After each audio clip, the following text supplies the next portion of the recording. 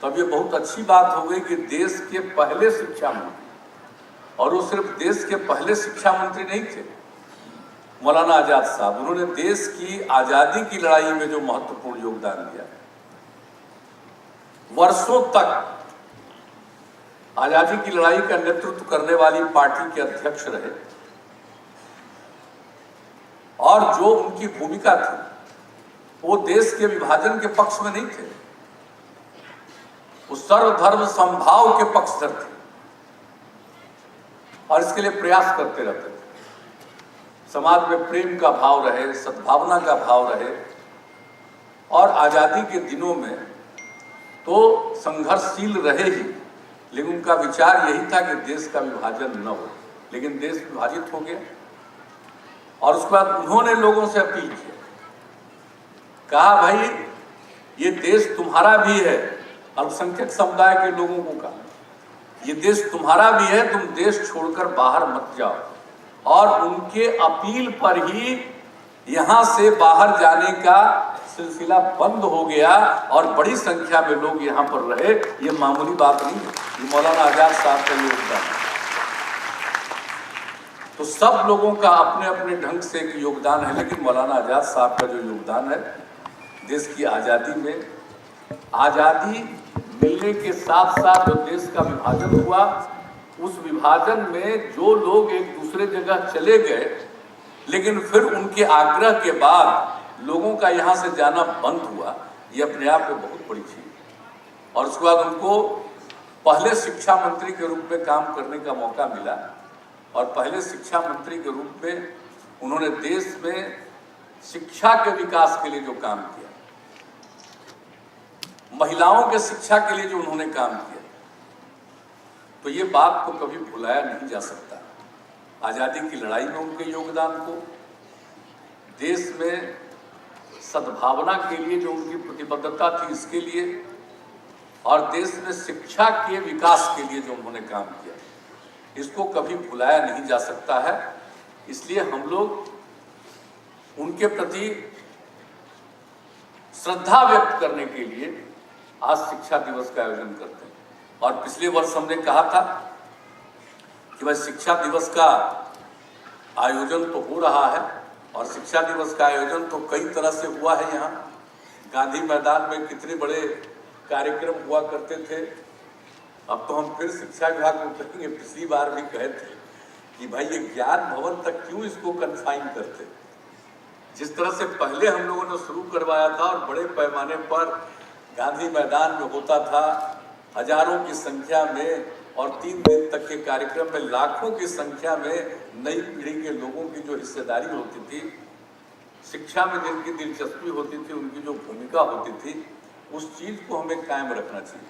लेकिन पिछले कुछ वर्षों से अब वहाँ छोड़ करके अब थोड़ा ऐसी जगह पर आयोजित करने लगे हैं। लेकिन खैर, जो भी आयोजन किया, अच्छा आयोजन किया, नीचे प्रदर्शनी का भी आयोजन किया है, हमने देखा है शिक्षा के क्षेत्र में। अब बड़ा अच्छा काम है शिक्षा के क्षेत्र में, जो भी काम हो रहा है उसके बारे में। कृषि के क्षेत्र में हमने छात्र छात्राओं का जो देखा, विज्ञान के क्षेत्र में जो काम, पर्यावरण के संरक्षण के जो क्षेत्र में काम, उसके प्रदर्शनी का आयोजन आपने किया है, बड़ी अच्छी बात है और मुझको ये देख करके बहुत खुशी हुई। लेकिन पिछले वर्ष ही हमने कहा था कि भाई मौलाना आजाद साहब के जन्मदिन पर सिर्फ हम शिक्षा दिवस मनाएं, इससे काम नहीं चलने वाला। शिक्षा दिवस मनाएं, बेहतर ढंग से मनाएं, शिक्षा को प्रोत्साहित करें, लोगों को शिक्षा के प्रति आकर्षित करें, यह सब काम तो होना ही चाहिए। लेकिन जो मौलाना आजाद साहब की जीवनी, उनका जो विचार है, जो उनका जीवन रहा, जो उनका विचार रहा, इससे सबको अवगत कराना चाहिए। और इसलिए हमने पिछली बार कहा था कि मौलाना आजाद साहब पर एक किताब प्रकाशित करिए और ये हर स्कूल में पहुंचाइए, ताकि नई पीढ़ी के लोगों को मौलाना आजाद साहब के बारे में ठीक से जानकारी मिल सके। तो मुझे खुशी है, और हमारे तीनों लेखक यहाँ पर बैठे हुए हैं, मैं उनको विशेष तौर पर बधाई देता हूँ कि आप लोगों ने मिलकर के जो मौलाना आजाद साहब के ऊपर किताब की रचना की है, बहुत अच्छा है। और जिस तरह की भाषा, और एक साथ आपने हिंदी और उर्दू दोनों में किया है, अब हर स्कूल में चला जाएगा तो बच्चों को इसके बारे में पूरी जानकारी होगी।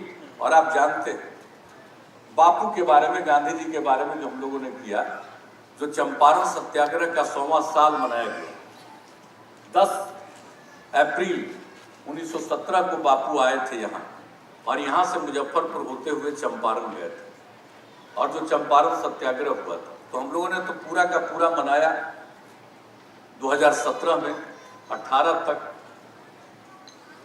मार्च 2018 तक हम लोगों ने मनाया 1 साल, और कई कार्यक्रम आयोजित किए। लेकिन उसी कार्यक्रम में जो पहला कार्यक्रम हम लोगों ने किया था, और देश भर के अनेक गांधीवादियों को हम लोगों ने आमंत्रित किया था, और ये जो जगह है जहां अभी आप शिक्षा दिवस मना रहे हैं, इस जगह का उद्घाटन ही, ज्ञान भवन का उद्घाटन ही हम लोगों ने किया था, वो 10 अप्रैल 2017। और इसी में जो गांधी के प्रति समर्पित लोगों की का एक ऐसा सम्मेलन यहाँ पर हुआ, लोगों ने अपना विचार व्यक्त किया, और उसी समय हमने एक बात कही थी। हमने कहा था कि भाई सिर्फ गांधी जी के बारे में बात करने से काम नहीं चलेगा। गांधी जी ने तो कहा था कि मेरा जीवन ही मेरा संदेश है, तो जो उनके बारे में जो बातें हैं, उनकी बातों में गांधी जी का कथावाचन होना चाहिए हर जगह। इसके लिए हम लोगों ने कहा कि ये काम हम लोगों को करना पड़ेगा, और हम लोगों ने उसके लिए ये 2 किताबें प्रकाशित करवाई थी, ये आप सब लोगों को मालूम है। और वो किताबों को प्रकाशित करके हम लोगों ने इसको अब हर एक स्कूल में उसका बाजाप्ता कथावाचन शुरू हो गया। और जो कथावाचन हो रहा था पहले, तो वो बच्चों को कहते थे कि पढ़ लो, तो हमने ये कहा था कि भाई बच्चों को सिर्फ पढ़ने से काम नहीं चलेगा, इसके लिए अब बच्चे पढ़ लेंगे, और पढ़ लेंगे तो उनको पता नहीं चलेगा कि क्या था गांधी जी का विचार। तब हमने फिर इनसे आग्रह किया कि भाई शिक्षकों को प्रशिक्षित करिए, और प्रशिक्षण के बाद शिक्षक खुद करेंगे। रोज सुबह जो स्कूल खुलता है और जगह जगह प्रार्थना होती है, उसके बाद क्लास शुरू होता है, तो उसके बाद एक न एक कथा का वाचन करिए और उसको बच्चों को इसके बारे में बताइए। ये सब काम जो हम लोगों ने करवाया गांधी जी के सिलसिले में, आज वो बड़े पैमाने पर ये काम चल रहा है। तो हमने यही कहा था कि भाई, और जो बापू जी का 2 किताब उसकी प्रकाशित हुई है, एक है बापू की पाती। बापू की पाती जो 3री कक्षा से लेकर के 8वीं कक्षा तक के छात्र छात्राओं के सामने वो कथा वाचन होता है प्रतिदिन। और दूसरा है एक था मोहन, वो 9वीं क्लास से लेकर के 12वीं क्लास के स्टूडेंट के बीच में होता है। तो अब गांधी जी के बारे में लोग जानेंगे, और मेरा तो पूरा विश्वास है कि गांधी जी के बारे में लोग जाने, उनके विचार से अवगत हों, और नई पीढ़ी के लोग अगर 10 से 15% भी उनके विचार को स्वीकार कर लेंगे तो ये समाज बदल जाएगा, देश बदल जाएगा, इसका मुझे पूरा भरोसा है। और मौलाना आजाद साहब की बहुत बड़ी भूमिका है, इसलिए अब किताब तो प्रकाशित हो गई है, लेकिन मेरा एक ही आग्रह है, और अब आप लोगों ने स्वीकार किया, आपने हमको आज सूचना दी है। हमने कहा कि भाई मौलाना आजाद साहब का सिर्फ किताब तो अब प्रकाशित कर दिए, हर स्कूल में पहुंचा दीजिएगा, बच्चे पढ़ेंगे, छात्र छात्राओं को इसका लाभ होगा, उनको प्रेरित करिएगा कि लो ये किताब पढ़ो, ये तो अच्छी बात है। और भी जरूरत पड़े और किताबों को आप स्कूलों में भेजिए, लेकिन उससे भी, उसके साथ साथ यह भी जरूरी है कि मौलाना आजाद साहब के बारे में हम पढ़ाएं भी। अब मुझे खुशी है कि मौलाना आजाद साहब की जीवनी को क्लास 8 में, 8वीं कक्षा में अब शामिल किया जाएगा सामाजिक विज्ञान के पाठ्यक्रम में, और उसमें मौलाना आजाद साहब के जीवन के बारे में पढ़ाया जाएगा, उनके काम के बारे में पढ़ाया जाएगा, उनके विचार से अवगत कराया जाएगा। तो हमारी जो नई पीढ़ी के बच्चे हैं वो जान जाएंगे कौन थे मौलाना आजाद साहब। और क्या उनकी भूमिका थी, कितनी बड़ी भूमिका थी, आज ये जानना बहुत जरूरी है। इसलिए हम लोगों ने इसके बारे में सब तरह से कोशिश की है। और आप तो जानते हैं शिक्षा के क्षेत्र के विकास का हमारे अन्य साथियों ने भी अपनी बात में इन सब बातों का जिक्र कर दिया। और आजाद साहब तो नारी सशक्तिकरण के भी पक्ष में थे, महिलाओं के शिक्षा का जिसका हमने जिक्र किया और आप सब लोगों को पता है। और हम लोगों ने क्या काम किया है आप देख लीजिएगा कि बिहार में जो कोई भी काम हुआ पिछले 14 वर्षों से बिहार के लोगों ने काम करने का मौका दिया है। और आप जरा गौर करके देखिएगा, हम इसलिए तो चाहते हैं कि सब लोग जरा बापू के विचार से अवगत हो जाएं। और हम तो चाहते हैं कि मौलाना आजाद साहब के भी विचार से अवगत हो जाइएगा। और जब इनके विचारों से अवगत हो जाइएगा तब लोगों को पता चलेगा कि बिहार में जो हो रहा क्या हो रहा। कहाँ पढ़ पाते थे बच्चे, बच्चियां तो और कम पढ़ पाती थी। 5वीं कक्षा तक तो लड़कियां पढ़ लेती थी और 5वें क्लास के बाद लड़कियां पढ़ नहीं पाती थी, कम लड़कियां पढ़ती थी। उसका कारण था कि 5वें क्लास के बाद 6ठे क्लास में जाने पर लड़की की उम्र ऐसी हो जाती कि उसके बाद अगर उसके पहनने के लिए ठीक ठाक कपड़ा अगर नहीं है माता पिता के पास तो वो स्कूल भेजना बंद कर देते थे। और इसका जो हमने आकलन और अध्ययन किया था तो 2007 से हमने पोशाक योजना मिडिल स्कूल के लिए शुरू की। और उस पोशाक योजना से ही मिडिल स्कूल में यानी क्लास 6 से क्लास 8 तक, 6ठे क्लास से 8वें क्लास तक में लड़कियों की कितनी संख्या बढ़ गई थी। और जरा गांव का दृश्य कितना बदला, गांव का कैसा दृश्य रहता था। गरीब गुरबा लोगों का गांव का कोई फंक्शन हो कुछ भी हो तो देखते थे। अब लड़कियों को जब पोशाक योजना का लाभ मिलना शुरू हुआ तो 2007 के बाद गांव का दृश्य बदल गया। और मुझको लगा कि भाई लड़कियों को सिर्फ क्लास 8 तक पढ़ाएंगे, 8वीं कक्षा तक पढ़ाएंगे, कम से कम मैट्रिक तो पढ़ाएं। और तब हमने आकलन करवाया और उस समय पूरे बिहार में 9वें क्लास में पढ़ने वाली लड़कियों की संख्या 1,70,000 से भी कम थी। तो उसी समय हमने सोचा कि भाई लड़कियों को पढ़ने के लिए अब यहाँ से तो पोशाक योजना की शुरुआत कराई, पहले मिडिल स्कूल से और बाद में उसको पहले क्लास से 12वें क्लास तक पढ़ा दिया। लेकिन मेरे मन में ये बात आई कि भाई इसको मैट्रिक तक तो कम से कम पढ़ाएं। तब 9वें क्लास में इतनी कम संख्या थी और हम लोगों ने साइकिल योजना की शुरुआत की कि जो भी लड़की 9वें क्लास में पढ़ेगी उसको हम साइकिल के लिए पैसा उपलब्ध कराएंगे। और उसके बाद देखिए क्या दृश्य आया। अरे भाई पटना शहर में भी लड़की साइकिल नहीं चलाती थी और कौन सोचता था कि लड़की साइकिल चलाए। लोगों की मानसिकता क्या थी, दिमाग क्या था। लेकिन जब लड़की साइकिल चलाकर स्कूल जाने लगी तो लड़कियों का मनोबल तो ऊंचा हुआ, उनका आत्मविश्वास बढ़ा, लेकिन साथ साथ समाज में लोगों की सोच बदल गई और लोगों की मानसिकता बदल गई। इतना देखकर लोग खुश होने लगे क्योंकि हर घर की लड़की साइकिल चलाकर स्कूल जाने लगी और लड़कियों की संख्या कितनी बढ़ी। और देखिए हम सब के बारे में सोचते, लड़की के लिए हमने अपना काम शुरू किया तो उसके 2 साल बाद तक 2008 से शुरू करवाया। तो 2 साल के बाद जहां जाते थे वहां लड़के कहने लगते थे हमको कि अंकल कुछ हम लोगों पर भी ध्यान दीजिए। तो हमने लड़कों के लिए भी साइकिल योजना शुरू करा दी, छोड़े नहीं उसको। लेकिन लड़कियों के लिए जो साइकिल योजना कितनी प्रभावी, कितना वो इफेक्टिव हुआ, कितनी संख्या लड़कियों की बढ़ गई, क्या समाज का दृश्य बदल गया। और अब आप जानते हैं अब 9वें क्लास में मैट्रिक में अब लड़के और लड़कियों की संख्या बराबर हो गई। तो ये कोई मामूली प्रगति तो है नहीं। तो एक एक चीज को देखते चले जाइए, कहां पढ़ते थे। और जब हमने आकलन करवाया कि बच्चे स्कूल के बाहर रहते हैं 12.5% बच्चे, और उनको स्कूल पहुंचाने के लिए प्राथमिक विद्यालय का निर्माण, स्कूल भवनों में और कक्षाओं का निर्माण, नए टीचर्स की नियुक्ति। अब टीचर लोग तो आजकल पता नहीं क्या क्या बोल देते हैं, लेकिन जान लीजिए कहाँ थे, कितने टीचर्स का नियोजन हम लोगों ने करवाया।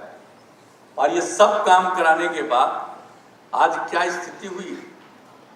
और जब ये काम शुरू किया तो हम लोगों ने ये पता करने की कोशिश की कि भाई स्कूल के बाहर कौन बच्चे रह जाते हैं। तो अध्ययन करने के बाद पता चला कि सबसे ज्यादा स्कूल से बाहर रहने वाले बच्चे या तो अल्पसंख्यक समुदाय के हैं और या महादलित परिवार के।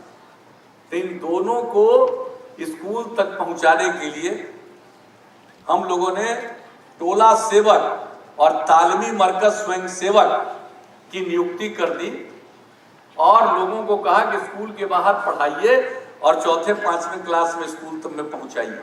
और ये करते करते आज देख लीजिए, अब स्कूल से बाहर रहने वाले बच्चे बच्चियों की संख्या तो बहुत कम हो गई, 1% से भी कम हो गई। तो शिक्षा के क्षेत्र में जितना काम किया, और अब मुझे खुशी है कि ये काम तो करना पड़ा अब स्कूल, और अब तो हम आप जानते हैं कि हमने तो तय कर दिया है कि साहब हर एक ग्राम पंचायत में हम उच्च माध्यमिक विद्यालय की स्थापना करेंगे। और उसके पीछे क्या कारण, आप तो जान रहे हैं बिहार का जो प्रजनन दर कितना ज्यादा, आबादी कितनी बढ़ती है, 10 साल पर जनगणना होती है तो देखिएगा कि हर 10 साल पर बिहार की आबादी 22, 23, 24% बढ़ जाती है। कितना ज्यादा प्रजनन दर, देश की औसत प्रजनन दर से भी कई गुना ज्यादा, 3 गुना से भी ज्यादा। और जो यहाँ का प्रजनन दर है बिहार का, और 1 वर्ग किलोमीटर में जो हमारी आबादी है, वो शायद दुनिया में, अब सिंगापुर को छोड़ दीजिए, दुनिया में और कहीं इतनी घनी आबादी नहीं। तो इस पर भी हम लोगों ने आकलन किया कि इसका क्या उपाय। अब तो घटा है, जब काम हमको करने का हम लोगों को मौका मिला तो 4.3 था, अब तो घट करके 3.3 के पास आया है। लेकिन इस पर भी हम लोगों ने सोचा कि भाई प्रजनन दर को कम कैसे करें। और जब उसका अध्ययन और आकलन किया तो ये पता चला कि अगर पति पत्नी में पत्नी अगर मैट्रिक पास है तो देश का भी औसत प्रजनन दर 2 है, और बिहार में भी अगर पत्नी मैट्रिक है पास तो प्रजनन दर 2 है।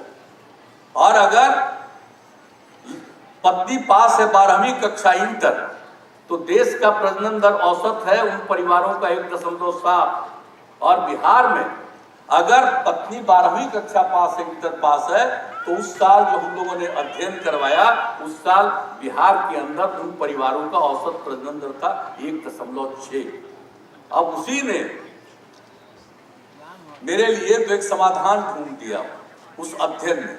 तो उसी समय हमने कहा प्रजनन दर को घटाना है तो फिर हर लड़की को पढ़ाना, और उसको मैट्रिक नहीं, हम क्यों नहीं 12वीं कक्षा तक पढ़ा दें। इसलिए हर एक पंचायत में अब 12वीं कक्षा तक की पढ़ाई का इंतजाम 6000 से ज्यादा पंचायत में हो गया। बचा हुआ है, अभी हमारे अपर मुख्य सचिव शिक्षा विभाग यहाँ पर बैठे हुए हैं और शिक्षा मंत्री भी बैठे हुए हैं। हमको तो वचन दे दिया और इसका ऐलान भी कर दिया कि अगले साल, यानी अभी तो इस साल नवंबर में, अब हम पर अप्रैल महीने से अब हर एक पंचायत में, बचे हुए भी सारे पंचायतों में 9वीं क्लास की पढ़ाई शुरू कर देंगे। यानी अब कोई पंचायत नहीं बचेगा जिसमें हायर सेकेंडरी स्कूल तक की पढ़ाई नहीं होगी, उच्च माध्यमिक विद्यालय की पढ़ाई। तब एक एक काम हम लोग कर रहे हैं। हायर एजुकेशन के लिए जो काम किया 7 निश्चय में, पढ़ते नहीं है, क्रॉस एनरोलमेंट रेशियो हमारा कितना कम है, देश का औसत है 24, हमारा है 13.5। तो उसको बढ़ाने के लिए हम लोगों ने क्या स्कीम लाया, स्टूडेंट क्रेडिट कार्ड योजना। परिवार के पास, जिनके पास भी अपने बच्चों को पढ़ाने के लिए पैसा नहीं है, वो चिंता न करें, स्टूडेंट क्रेडिट कार्ड योजना का लाभ अपने बेटे बेटियों को दिलवाएं। वो इंटर के बाद जहां भी पढ़ना चाहे, ये बात नहीं कोई तकनीकी पढ़ाई के लिए, कोई भी पढ़ाई के लिए, जनरल ग्रेजुएट की पढ़ाई के लिए भी, किसी पढ़ाई के लिए भी आगे पढ़ना चाहेगा, उसके परिवार में धन नहीं है, स्टूडेंट क्रेडिट कार्ड योजना का लाभ लीजिए। 4 लाख रुपए तक का हम लोग दे रहे हैं। और जिस तरह से मदद कर रहे हैं हम लोग, जैसी मदद कर रहे हैं, तो उस मदद के चलते अब तो धीरे धीरे देख रहे हैं स्टूडेंट क्रेडिट कार्ड योजना का लोग लाभ लेना शुरू कर चुके हैं। बैंक के माध्यम से शुरू किया था, उनका उस तरह से उतना सहयोग संभव नहीं था, तो राज्य सरकार ने अपनी तरफ से शिक्षा वित्त निगम बनाकर अब शुरू किया है पिछले वर्ष से। अब इतने बड़े पैमाने पर सब लोग इसका लाभ लेने लगे, तो अब इसका मतलब है कि अब हायर एजुकेशन में जाने वालों की भी संख्या बढ़ेगी।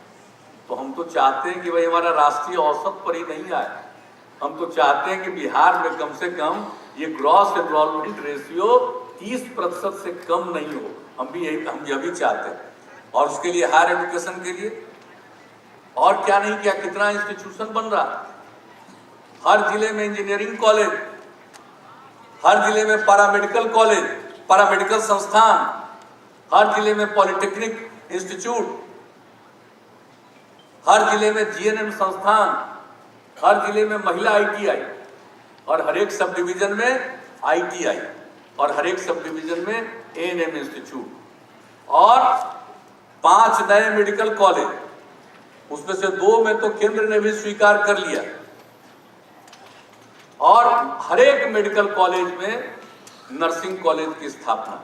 और ये काम हम लोग कर रहे हैं। कोई इच्छा करे जहां चाहे वहां पढ़े, लेकिन कोई मजबूरी में पढ़ने के लिए किसी को बिहार के बाहर नहीं जाना पड़े, उसके लिए हम लोग काम कर रहे हैं। तो ये 7 निश्चय का ये 2 काम, हमारे स्टूडेंट पढ़ सकें और पढ़ने के लिए संस्थाओं का निर्माण, तो ये सब काम हम लोगों की तरफ से हो रहा शिक्षा के क्षेत्र में। और कितना हुआ भाई, कितने यूनिवर्सिटी हम लोगों ने बना दी, कहाँ था पहले। अब देख लीजिए, लॉ यूनिवर्सिटी बनाया चाणक्य के नाम पर, चाणक्य लॉ यूनिवर्सिटी। उसके जो पहले वाइस चांसलर साहब आए तो उन्होंने कहा कि भाई चाणक्य के नाम पर लॉ यूनिवर्सिटी आपने क्यों रखा। हमने कहा भाई चाणक्य का अर्थशास्त्र देख लीजिए, किस तरह से शासन चलाना चाहिए, उसके बारे में जो चाणक्य ने लिखा है और कहा है, यही तो लॉ है, यही तो कानून है, इसलिए लॉ यूनिवर्सिटी का नाम उनका। प्रबंधन संस्थान बनाया, मैनेजमेंट इंस्टीट्यूट, उसका नाम दे दिया चंद्रगुप्त इंस्टीट्यूट ऑफ मैनेजमेंट। लोगों ने कहा कि भाई चंद्रगुप्त के नाम पर आप दे दिए, नामकरण क्यों है। तो हमने कहा चंद्रगुप्त को आप नहीं जानते, चंद्रगुप्त से सम्राट ही नहीं बने, उनको बनाया किन्होंने, चाणक्य ने। लेकिन चंद्रगुप्त कोई घमंड में नहीं थे, उनका मैनेजमेंट कितना अच्छा था कि चाणक्य जैसे विद्वान व्यक्ति को 1 मिनट के लिए भी वो किसी भी तरह से दुखी नहीं होने दिया उन्होंने। ये कितना बड़ा मैनेजमेंट है, वरना चाणक्य को छोड़कर चले जाते, लेकिन चाणक्य नहीं गए। इसका मतलब चंद्रगुप्त का सिर्फ सत्ता नहीं, राज चलाना ही नहीं, मैनेजमेंट देख लीजिए कितना जबरदस्त मैनेजमेंट था। इसलिए यहाँ पर Chandragupta institute of management, management का नाम हम लोगों ने किया। ज्ञान विश्वविद्यालय, नॉलेज यूनिवर्सिटी, आर्यभट्ट ज्ञान विश्वविद्यालय। अब बताइए, आर्यभट्ट ज्ञान विश्वविद्यालय, आर्यभट्ट क्या थे 1500 साल पहले, यही तो शून्य का आविष्कार किया, पूरी की पूरी एस्ट्रोनॉमी किनका, तो चाणक्य यहीं के। तो न जाने कितने लोग यहाँ के, और उनके नाम पर भी हम लोगों ने सब कुछ करने की पूरी कोशिश की है। तो हम तो चाहते हैं प्राथमिक शिक्षा से लेकर उच्च शिक्षा तक। और आज मुझे खुशी हुई है भाई, हम तो कहेंगे कि नीचे देख करके जिसका हमने जिक्र किया प्रदर्शनी में, अब भाई इन सब चीजों को लिंक स्टैब्लिश करना चाहिए। अगर कृषि के साथ कोई चीज है, बच्चों के बीच में अगर ये भावना आ रही है, बड़ी अच्छी बात है। अब उसको एग्रीकल्चर के साथ जोड़िए, क्योंकि हम लोगों ने जानबूझ करके हाई स्कूल में एग्रीकल्चर की पढ़ाई शुरू करवाई। ये एग्रीकल्चर की पढ़ाई जरूरी है। जब एग्रीकल्चर कृषि रोड मैप हम लोगों ने बनाया, तब हम लोगों ने तय किया था। उसके बारे में जानिए, टेक्नोलॉजी के बारे में, साइंस के बारे में, अब जितना सब कुछ है, इन सब चीजों के बारे में। अब जो मुझे देख करके खुशी होती है कि ग्रामीण इलाकों के स्कूल में अगर इस तरह की फीलिंग हो रही है। अब आप जान रहे हैं, आखिर बिहार में तो बांका में उन्नयन बांका स्कीम के अंतर्गत किस तरह से बच्चों को पढ़ाया जाता था। पढ़ाना ठीक है, जैसे कोर्स है, किताब है, क्लास में टीचर पढ़ाएंगे, ये सब कुछ ठीक है। लेकिन उसके साथ साथ वहाँ के डीएम ने शुरू करवाया 2 चीज पर, और उसका नाम दिया गया उन्नयन बांका। हम तो देखने का, हमने कहा बड़ा अच्छा, लड़कों की संख्या लड़कियों की संख्या स्कूल में बढ़ गई, नाम लिखवा लेते हैं, पढ़ने नहीं जाते हैं।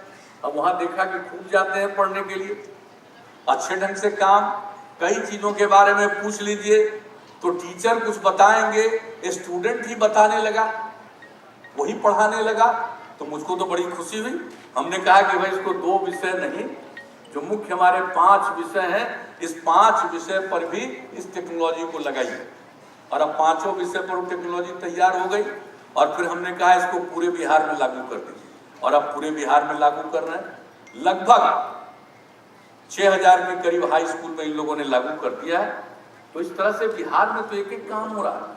अब आज हम नीचे जो आपका प्रदर्शन में देख रहे थे कि भाई जो इतनी बात हो रही है, तो आज तो नई पीढ़ी के लोगों के दिमाग में नई नई बातें आ रही है। इससे ज्यादा खुशी की बात और क्या हो सकती है। आज जो पर्यावरण पर संकट आ रहा, जलवायु परिवर्तन हो रहा, प्रदूषण से तबाही मच रही है, बिहार की स्थिति भी खराब होती जा रही है जलवायु परिवर्तन के कारण। अब आप सोच सकते हैं कि भूजल स्तर नीचे जा रहा, और इस बार क्या स्थिति हुई। पिछले वर्ष सूखे की स्थिति रही 280 ब्लॉक में। इस बार शुरू में जनवरी में कई जिलों में बाढ़ आ गया, फ्लैश फ्लड, बीच में पूरा सूखा, और अंत में सितंबर महीने में फिर फ्लैश फ्लड, अतिवृष्टि हुई। तो ये जो स्थिति आ रही है, कब वर्षा होनी चाहिए तब नहीं होगी और बाकी समय वर्षा होगी। अब आजकल भी पानी पड़ रहा है जगह जगह,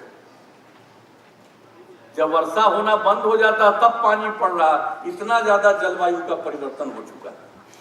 इसलिए उस पर हम लोगों ने तो शुरू कर दिया है जल जीवन हरियाली अभियान, और जल डैश जीवन डैश हरियाली, इसका नामकरण हम लोगों ने किया है जल जीवन हरियाली, इसलिए कि जल और हरियाली से ही जीवन आपका सुरक्षित रहेगा। अगर जल है और हरियाली है तब जीवन सुरक्षित है, चाहे वो मनुष्य हो, पशु पक्षी हो, कोई जीव जंतु। और जल और हरियाली नहीं है तो जीवन सुरक्षित नहीं है।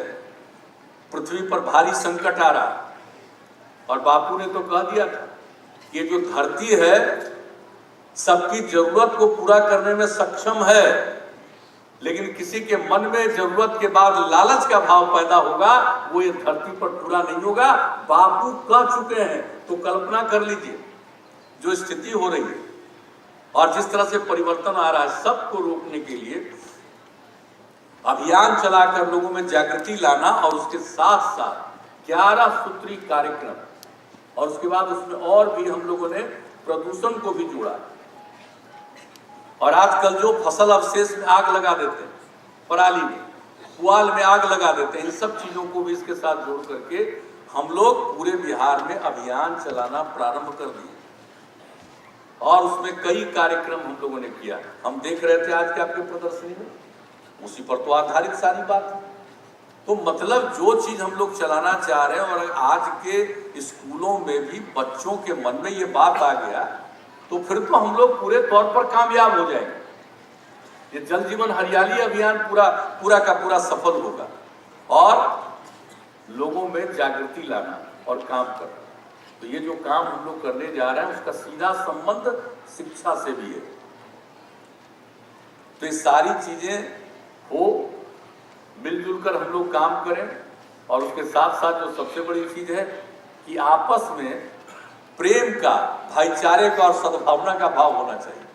कुछ भी काम करिए और किसी छोटी छोटी बात को लेकर के लोग आपस में झगड़ा करते हैं। आजकल जानते हैं जितने तरह का विवाद और झगड़ा का या अपराध का मामला आता है, उसका देख लीजिए कुछ छोड़ करके ज्यादातर आप देखिएगा कि आपसी झगड़ा है, परिवार के अंदर झगड़ा, और उससे ये स्थिति उत्पन्न हो रही है। तो समाज में एक दूसरे के प्रति प्रेम का और सद्भावना का भाव